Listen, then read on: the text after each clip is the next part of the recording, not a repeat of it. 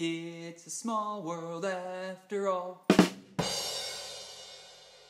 Happy New Year 2015, and the start of a new year only means one thing to many runners, and that means that the annual Walt Disney World Marathon weekend is right around the corner. So I'm going to give you 5 of my best tips and tricks to help make sure that your marathon weekend experience is as good as it can possibly be.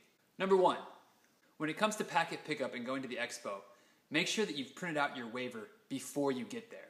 And then when you get to Wide World of Disney, walk in, all the way in, past the Brave Stadium, past everything that seems like it's going on, to the last building on your left, which is called the Milk House. So when you get to the Milk House, you make your way in downstairs, in the main room is where you'll check in, you'll give them your waiver, and you'll receive your race packet. From there, you're going to head back out of the Milk House, back towards where you came from, back towards the entrance/exit. And on your left is the Jostin Center. That's where you're going to pick up your shirt, and you're going to have a chance to shop for all kinds of different Run Disney swag, as well as a bunch of other products from other vendors that are there. Now, on race day, the first couple of tips I have for you are for people that are not staying on Disney property. When you get your information from the expo, it's going to tell you to try to be there usually by like 4 or 4:30 in the morning for the race that doesn't start until 5:30. You don't have to do that. So my first recommendation is to make sure that you're there and ready between 45 minutes and a half an hour before the start of the race. So if the race is starting at 5:30, aim to be in the parking lot by 4:45 and out of your car making your way towards the starting line by 5 o'clock. If you do that, even if you're in Corral A, you'll have no problem being there on time.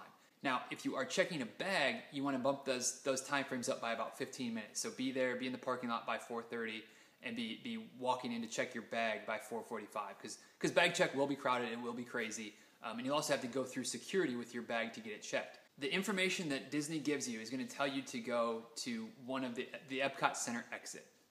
Don't do that. You want to take the World Drive exit, which is exit number 62 on I-4. You're going to have a straight shot from the exit to Epcot with no road closures, not really heavy traffic. I mean, there'll be some traffic, but it's not going to be bumper to bumper stop and go like it's going to be if you get on some of those back roads and take some of these other exits. Get off at the Epcot Center exit off of World Drive, pull right in the parking lot. You'll have no problems with traffic that way at all.